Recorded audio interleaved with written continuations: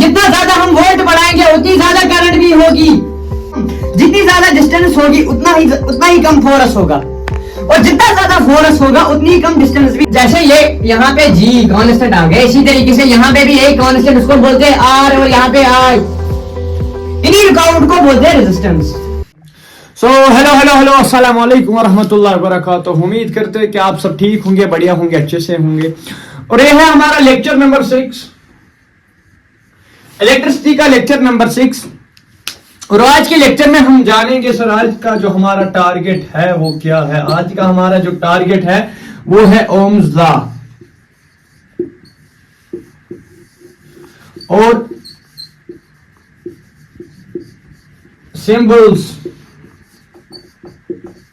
Electric circuit में जो जो चीजें यूज होने वाली है, जैसे हमने कल पढ़ा था एलिमेंट्स ऑफ इलेक्ट्रिक सर्किट, उनके सिंबल्स क्या है, उनको हम कैसे दिखाते हैं। तो आज का जो हमारा टारगेट है, एक तो ओम्स लॉ और दूसरा सिंबल्स के बारे में पढ़ेंगे। उससे पहले एक छोटा सा रिवीजन करेंगे। हमने क्या पढ़ा था पिछले लेक्चर में? सर हमने पिछले लेक्चर में पढ़ा था पोटेंशियल डिफरेंस के बारे में। पोटेंशियल डिफरेंस पिछले लेक्चर में हमने बात की थी। पोटेंशियल डिफरेंस मतलब क्या है इस बात का? सर मैंने बोला था जो पोटेंशियल डिफरेंस है इसको हम वोल्टेज भी बोल सकते हैं, इसको हम वोल्टेज भी बोल सकते हैं। पोटेंशियल डिफरेंस यानी वोल्टेज, पोटेंशियल डिफरेंस यानी वोल्टेज। जैसे दुनिया में अगर कोई काम हो रहा है तो खुद ब खुद वो काम नहीं हो रही है, तो कैसे हो सर? कोई एक्सटर्नल फोर्स उस पर काम करती है तभी। फॉर एग्जाम्पल अगर ये मेरे पास पेन है, एक जगह से अगर दूसरी जगह ले जाना है मुझे, तो मुझे इस पे एक्सटर्नल फोर्स यूज करना पड़ेगा। सर मैं इस पे एक्सटर्नल फोर्स, एक्सटर्नल हाथ लगा रहा हूं सर, दूसरी जगह पे ले लिया।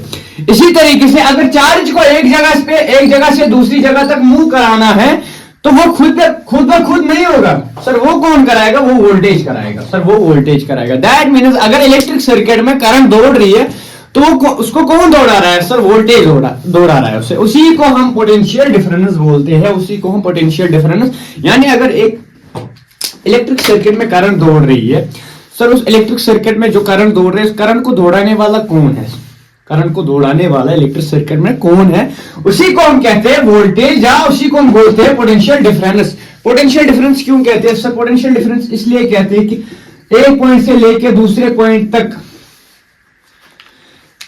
एक पॉइंट से लेकर दूसरे पॉइंट तक इस वोल्टेज को कितना काम करना पड़ा, एक पॉइंट से लेकर दूसरे पॉइंट तक चार्ज को ले जाने में वोल्टेज को कितना काम करना पड़ा, उसी को हम बोलते हैं पोटेंशियल डिफरेंस। डिफरेंस यानी दो पॉइंट्स के बीच में, ये इन दो पॉइंट्स की डिफरेंस है, ये इन दो पॉइंट्स की डिफरेंस है, तो इसीलिए हम बोलते हैं पोटेंशियल डिफरेंस, पोटेंशियल डिफरेंस। तो आज के लेक्चर में हम बात करेंगे सर ओम्स लॉ के बारे में। ओम्स लॉ इसका ऐसा है, बस पोटेंशियल डिफरेंस का ऐसा यूनिट है सर, वो हमने पिछले लेक्चर में भी जाना था। ऐसा यूनिट वो है वोल्ट। और क्यों है वोल्ट सर? एक सेंटेंस साहब थे एलेक्जेंड्री दी वोल्ट, उसी के नाम पे नाम पड़ा था। और आज के लेक्चर में हम बात करेंगे ओम्स लॉ। ओम्स लॉ क्या कहता है ओम्स लॉ हमसे? पहले डेफिनेशन लिखो, फिर बाद में एक्सप्लेन करेंगे। It states that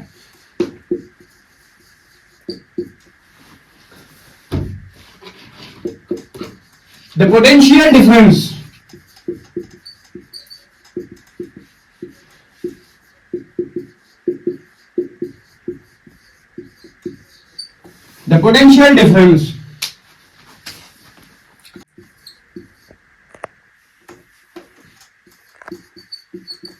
across a conductor. It states that the potential difference across a conductor is directly proportional. Is directly proportional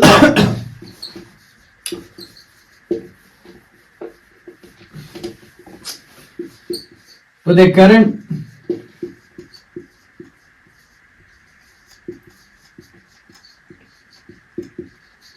flowing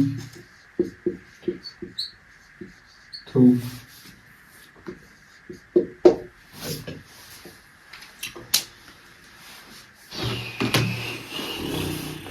और एक चीज बोली थी इसमें, वो भी मेंशन करो इसी में,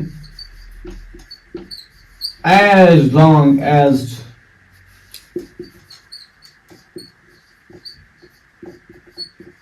temperature remains silent, constant, sorry.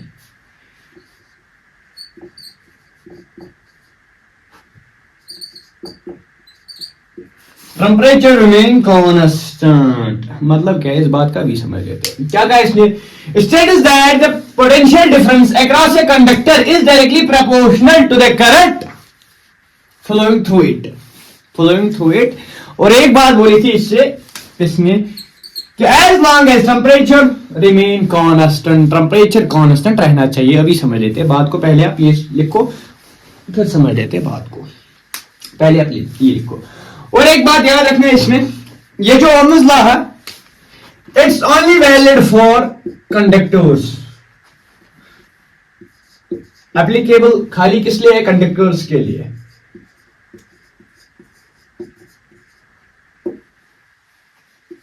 Not for semiconductors.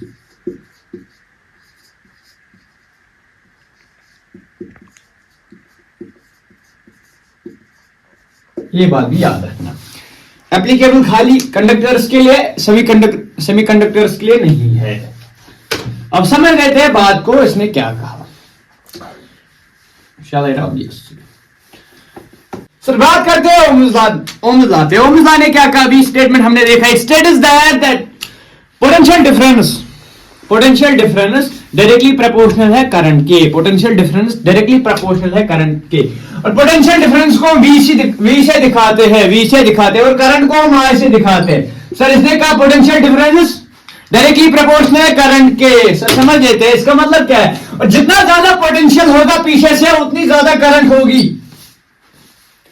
और जितना कम पोटेंशियल डिफरेंस होगा, जितना ज्यादा कम पोटेंशियल होगा उतनी ही कम करंट होगी हमारे पास। और सब कुछ दारमदार इस पोटेंशियल पे है, सारा कुछ खेल पोटेंशियल का है। जितना ज्यादा पोटेंशियल पीछे से होगा उतने ही करंट का फ्लो तेज होगा, उतना ही करंट का फ्लो तेज होगा। सर समझ लेते हैं डायरेक्टली प्रोपोर्शनल क्या मतलब।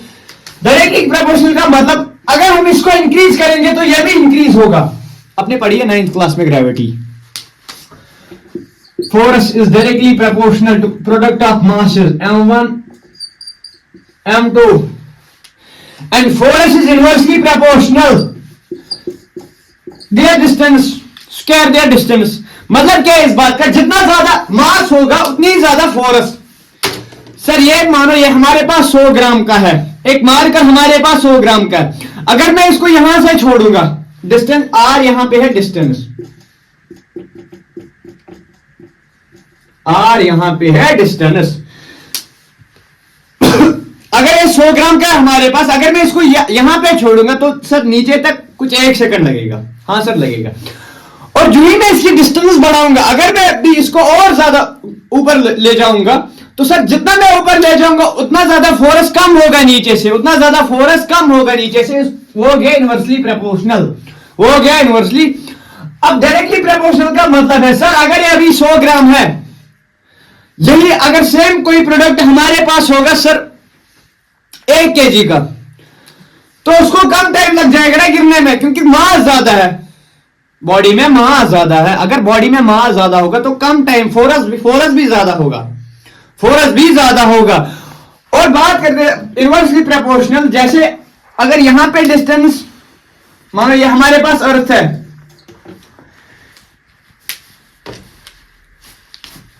ये हमारे पास अर्थ है और यहां पे कोई प्रोडक्ट है हमारे पास, कोई बॉडी है यहां पे, और ये जो इनके बीच में डिस्टेंस है सर ये है 3 मीटर। 3 मीटर।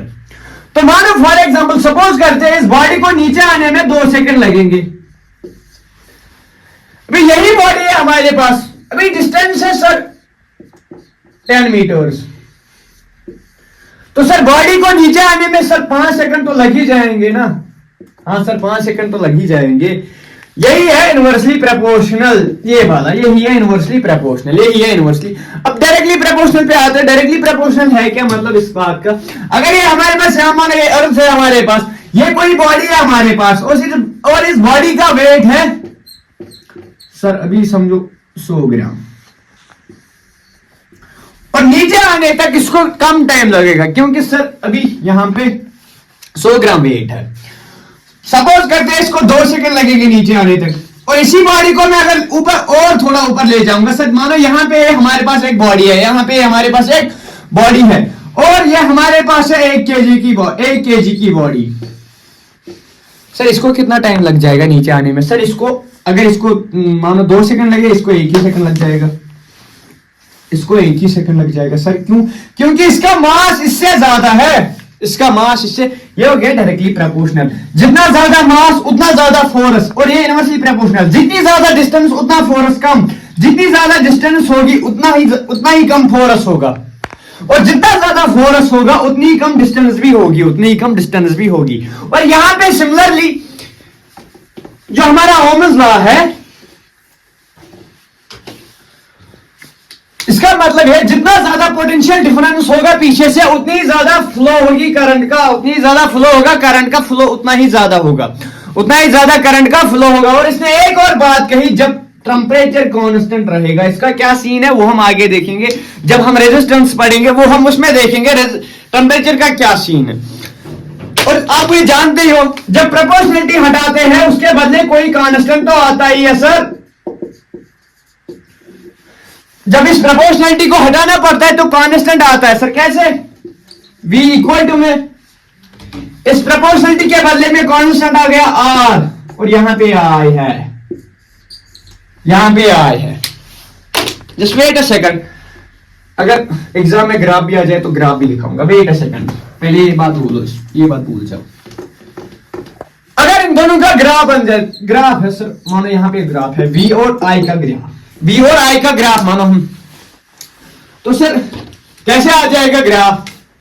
पैराबोला कैसे आ जाएगा? नहीं सर, इनका ग्राफ स्ट्रेट आ जाएगा क्योंकि डायरेक्टली प्रोपोर्शनल। तो इसका ग्राफ इस तरीके का होगा, अभी इस तरीके का होगा इसका ग्राफ। अभी ये V और I का ग्राफ है, V और I का ग्राफ है।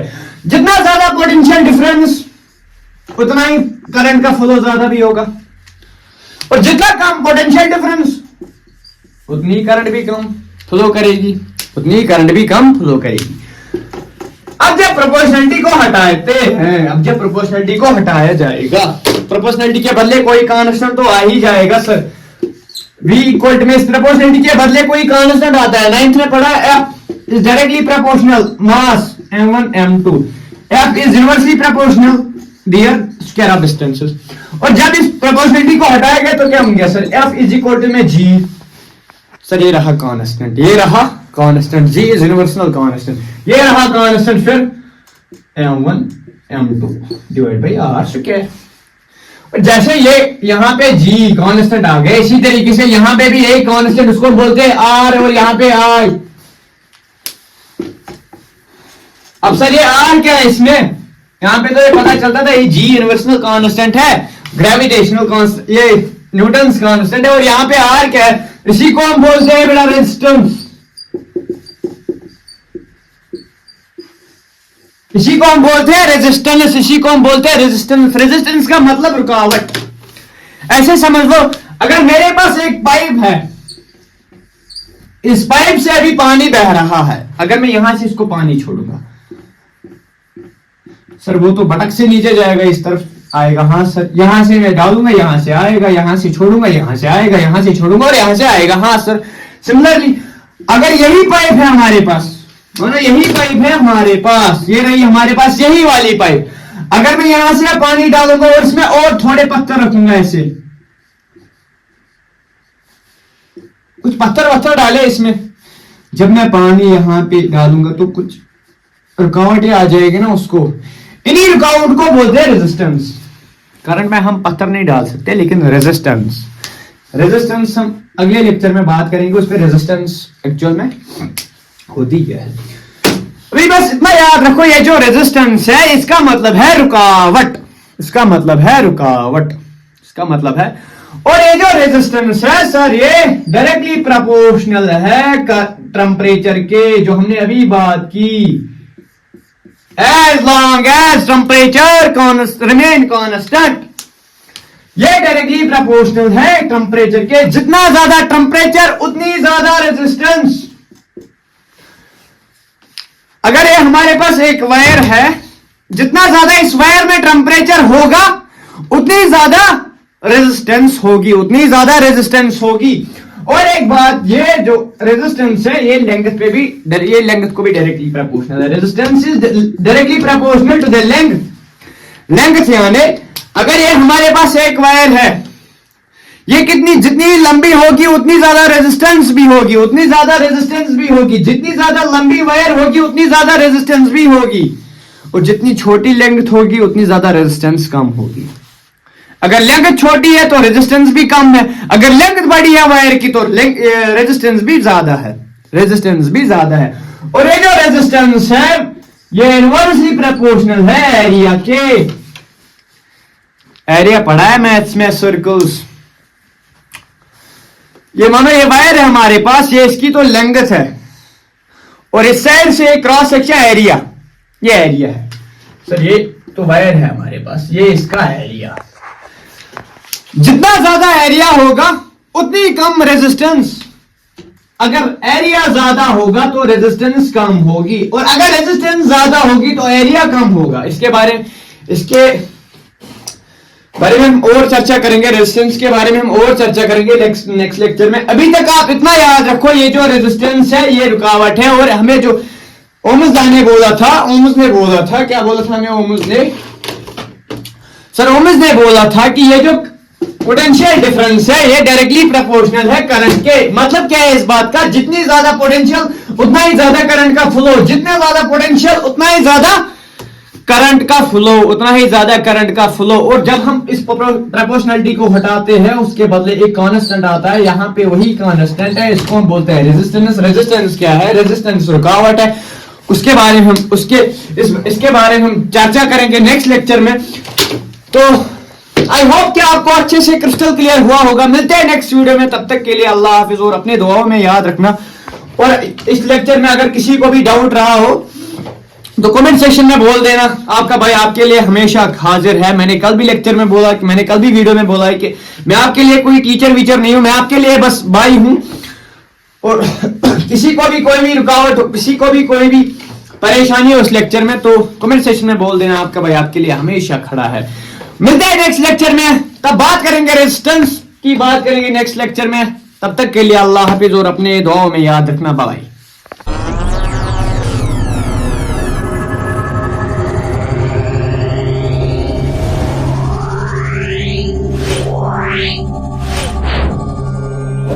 Wow.